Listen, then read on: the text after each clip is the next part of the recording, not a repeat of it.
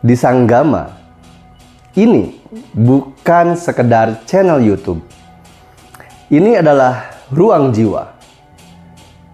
Tempat di mana kamu boleh jujur tanpa rasa takut. Tempat di mana kamu boleh berbicara apa adanya.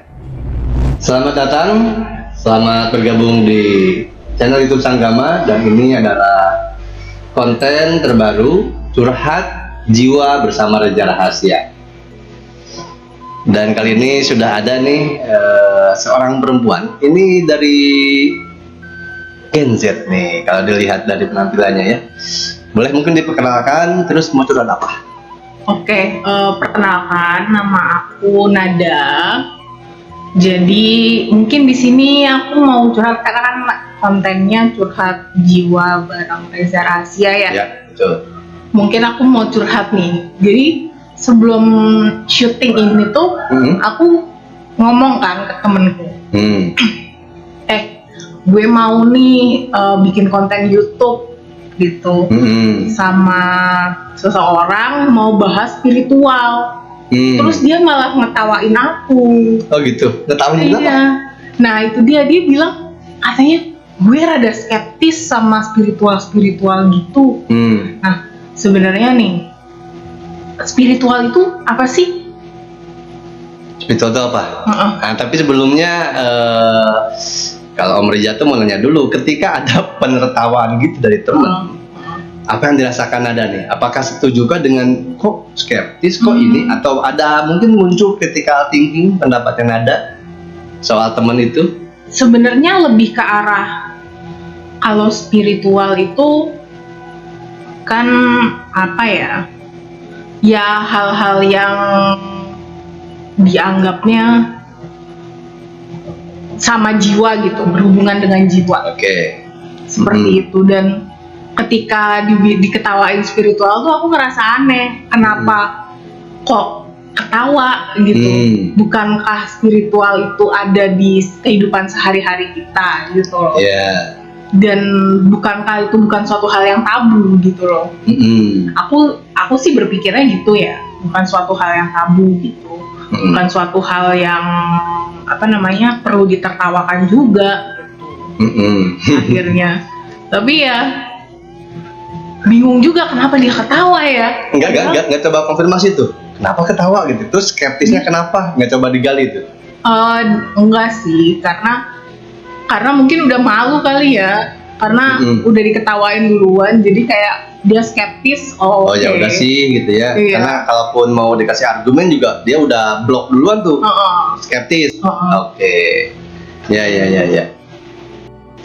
Nah, sebetulnya kalau ketika tadi Nanda bertanya tuh apa sih spiritual? Secara penjelasan tadi apa yang Kanada udah bilang itu udah menjawab spiritual. Sebetulnya, karena betul gitu. Jadi spiritual yang Om pahami juga itu ada pada keseharian, dan itu berkaitan dengan ranah jiwa atau malah yang lebih dalam dengan ranah ruh. Karena spiritual ini kan diadopsi dari bahasa asing ya, bahasa manca gitu. Spirit gitu, ada yang disebut semangat, ada juga yang berkaitan dengan roh gitu kan. Karena kalau soul kan jiwa, tapi itu dekat gitu. Nah, kalau kita ambil dari asal katanya saja gitu, spirit itu semangat dan spirit itu roh, berarti apapun yang memiliki roh gitu, itu adalah spiritual. Dasar sumbernya spiritual. Nah, kita yang hidup seperti hewan, tumbuhan yang bernapas, apalagi manusia, berarti kita makhluk spiritual gitu. Nah, mungkin ketika ada yang bilang skeptis, lalu terjadi penertawaan. Ketika Nada bilang, gue mau bikin konten nih soal spiritual, diketawakan. Bisa jadi karena masih sedikit orang yang memahami spiritual itu ranahnya seperti apa yang Nada tadi sampaikan. Bahkan tanda kutip, kebanyakan yang bilang bahwa saya spiritual, bahkan belum spiritual. Gimana tuh? Belumnya itu dalam artian aplikatifnya ya. Karena ada dua tadi, spirit secara ruh betul setelah makhluk spiritual, ya dia makhluk spiritual. Tapi sebagai spiritualis berarti dia harus membawa spirit dalam arti semangat. Dalam kata-kata tindakannya, artinya ketika dia berbicara dengan siapapun atau ada orang yang berbicara dengan seseorang yang menyebut dirinya spiritual, maka harus terbangkit semangatnya, harus terpatik, tergugah gitu. Nah, berarti dia sudah spiritual. Maka spiritual itu bukan hanya seseorang yang sebutlah di mata umum adalah orang yang hanya melakukan praktek-praktek gitu kan, kayak sesajen, bakar dupa, kemenyan. Bukan hanya itu, tapi ketika seorang dosen yang dia mampu membuat semangat gitu mahasiswa-mahasiswinya bangkit, dia belum melakukan spiritual. Orang tua gitu kan, siapapun, teman kita kan, Nanda juga pasti sering dalam sebuah tongkrongan circle pertemanan ada yang lagi drop gitu, terus entah dia patah hati dengan percintaan atau dengan skripsi, mungkin gagal, mungkin judul skripsi, pasti kan juga ada, nggak apa-apa kan bisa cari yang lain segala macam. Nah itu masih semangat, berarti itu sudah melakukan spiritual sebetulnya. Jadi betul, spiritual itu luas dan bukan yang tabu keseharian gitu. Jadi spiritual itu bisa dijalankan secara sehari-hari. Betul. Dijalankan secara sehari-hari. Sehari-hari. Gitu. Bukan kayak misalkan ke gunung atau misalkan ke goa gitu, ke pantai gitu ya. Kan biasanya mungkin ya yang di pandangan temanku tuh yang seperti itu gitu. Iya. Karena memang dominannya begitu, padahal itu hanya salah satu jalan mengenal spiritual. Nah, ketika Om juga dulu begitu mengalami itu, ke gunung buat apa, ke pantai buat apa, di goa untuk apa, gitu kan. Akhirnya ketika turun gunung, oh ternyata pengaplikasian spiritual itu adalah pada kehidupan sehari-hari. Nah, terus ada juga yang orang bertanya, oh kalau begitu terus tujuan spiritual apa? Nah, banyak juga yang bilang, oh biar sakti, biar bisa ilmu menghilang, biar kebal bacok atau apa. Mohon maaf, kalau itu Om bilang itu bukan spiritual, itu supranatural. Karena dia memiliki kemampuan supernatural, kebal bacok dan lain sebagainya. Justru kalau kalangan spiritual itu justru harus dihilangkan, harus nggak ada itu. Karena menghambat nanti ketika si nyawa itu melepas dari raganya. Menghambat nyawa lepas dari raga. Iya. Jadi spiritual itu juga ke situ gitu, maksudnya kembali ke kemurnian. Jadi kayak supranatural tuh yang tadi kebal bacok, misalnya apa segala macam. Nah, itu semua tuh akan membuat daya spiritual kita sebutnya tereksploitasi secara berlebihan gitu. Jadi yang diasah itu hanya ranah tubuh, tapi secara mental gitu ya. Kalau di psikolog ada mental age, terus ada intuisi. Intuisinya akan kabur. Jadi ketika kita hidup itu butuh daya atau energi, ketika kita meninggal butuh daya atau energi gitu. Nah, ketika energi kita dihabiskan untuk pertunjukan dalam artian supernatural gitu, maka sering terjadi kalau di istilah bahasa Islam ada sakratul maut, susah meninggalnya, pasang susuk lah atau apalah, itu sebetulnya dayanya kurang, nggak dihabiskan ke situ. Jadi kalau spiritual yang tujuannya apa? Kalau Om menemukan bahwa tujuan spiritual adalah bukan kemewahan, bukan kesaktian tanda kutip ya, yang di umum gitu, tapi kita bagaimana dalam menjalani kehidupan itu tidak apa-apa oleh apapun. Dan nanti ketika kita hidup ini sudah beres limitnya, masa berlaku raganya, kita tahu jalan pulang kemana, kapan, jam berapa, dan kemana. Dari mana, siapa kamu, kemana. Dan ketika menjalani kehidupan tidak apa-apa oleh apapun. Mungkin berarti jalan menuju spiritualis itu seperti apa sih? Macam-macam. Salah satunya, jadi gini, kalau sekarang lagi rame orang bicara itu soal kesadaran. Nah, gerbang spiritualitas adalah kesadaran. Dan kesadaran terbagi jadi dua, ada kesadaran dari dalam diri, ada dari luar diri.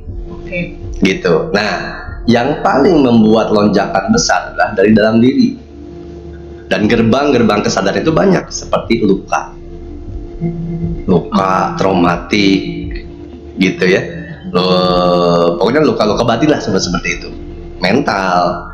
Nah, luka-luka itu kalau disadari, itu akan menjadi sebuah lonjakan yang besar, daya lontar. Karena luka adalah gerbang kesadaran, gitu. Nah, ketika spiritualitas itu dia harus memiliki kesadaran sepenuhnya pada kenyataan.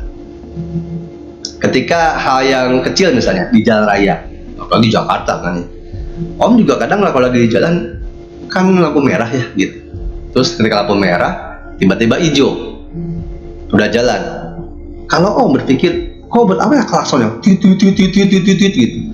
Kan semua orang juga pasti mau jalan kan? Nggak ada yang mungkin mau terus di lampu merah gitu. Nah, itu termasuk kesadaran. Jadi ketika orang yang berspiritual, yang menyelami dirinya untuk mengenal Tuhannya, nggak mungkin dalam kemacetan itu lampu merah terus pas hijau dia akan tahu, oh iya kan semua orang juga mau jalan, nggak perlu saya, guru jalan titit, nggak usah, nggak perlu. Sekecil itu pada kesehariannya, gitu. Aku mungkin mau berpendapat sedikit. Boleh. Setahu aku, ini correct me if I'm wrong juga. Di psikologi itu ada konsep namanya post traumatic growth. Ya, betul. Jadi dimana ketika ada luka, ada trauma, itu ada growth tadi, ada pertumbuhan yang terjadi gitu kan. Berarti apakah dari luka, dari trauma ini bertumbuh itu adalah salah satu jalan spiritual? Yes. Berarti ini nyambung dengan konsep psikologi yang post traumatic growth. Sangat nyambung. Justru kalau menurut Om, psikologi modern sekarang, sebutlah modern ya, karena udah berkembang daripada dulu. Psikologi modern sekarang itu justru menyentuh sangat dekat dengan spiritual. Sains zaman sekarang justru dia mengakses atau menyatu dengan ajaran nenek moyang leluhur. Contohnya, seperti ketika misalnya nenek moyang kita leluhur di Indonesia bilang pohon itu bisa punya ruh dan dia bisa berbicara. Ilmu sains, pohon itu bisa berkomunikasi dengan zat apa namanya lupa. Kalau di setting pasti ada deh. Seperti itu. Nah, post tadi apa? Traumatic growth. Nah, bagaimana kita bisa growth atau tumbuh kalau post traumatiknya nggak sembuh dulu? Iya. Makanya kalau di psikolog suka ada sih, dia stres kerjaan, coba ke psikolog konsultasi, gitu untuk menemukan celah-celah itu post traumatiknya di mana. Terus mencari solusinya, penyembuhannya seperti apa. Kalau sudah sembuh, baru bisa growth. Nah, sembuh yang paling utama adalah dia menyadari apa kesalahan dia, gitu. Karena tidak mungkin, menurut Om ya, dari sisi sisi spiritual yang berkorelasi dengan psikolog gitu. Kita tidak mungkin sembuh dari sesuatu yang kita tidak sadari.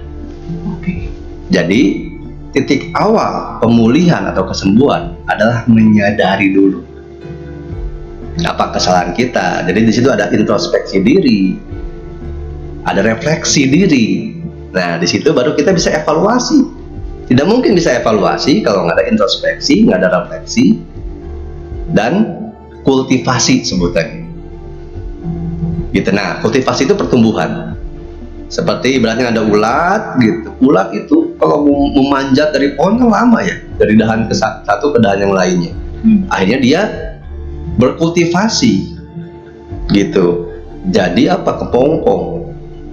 Hasil kultivasinya, inkubatornya, dia akhirnya bisa bertransformasi jadi kupu-kupu. Setelah itu lebih mudah kan dari dahan ini ke dahan sana. Manusia pun seperti itu. Dari luka, sakit, traumatik gitu. Kalau dia sadari, berhenti dia menyalahkan orang lain atau menyalahkan di luar, dan berhenti menghakimi diri, tapi menyadari diri, maka dia akan mungkin pulih.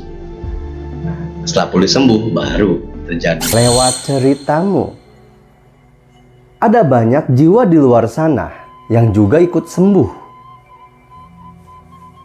Ayo, sekali lagi yang niat, yang berminat, Kirimkan email ke Reja Rahasia 108 atau ke nomor di bawah ini. Biarkan semesta berbicara lewat ceritamu. Ayo, buka jiwamu. Mari mengobrol, buka jiwamu. Mari bersama saya di Ruang Jiwa. Sanggama, ruang jiwa yang tak pernah padam.